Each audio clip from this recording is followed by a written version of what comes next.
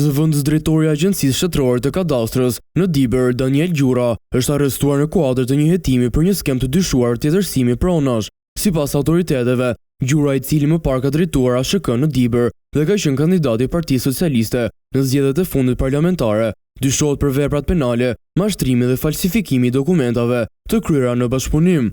Hetimet që kanë zgjatur rreth 7 muaj kanë ngritur dyshime se zyrtarët dhe ish-zyrtarët e Kadrastës në Diber kanë përdorur dokumente të falsifikuara për të regjistruar prona shtetërore në emër të Teshar Doçit dhe familjarëve të tij. Në përfundim të fazës hetimore, gjykata ka caktuar masa sigurie për 14 persona. Për Teshar Doçin, i cilësuar nga organi i akuzës si përfitues i dyshuar i pronave, si dhe për Fatjon Çakrin, është vendosur masa e sigurisë arrest në burg. Të dy dyshohen për mashtrim dhe falsifikim dokumentesh të kryera në bashkëpunim.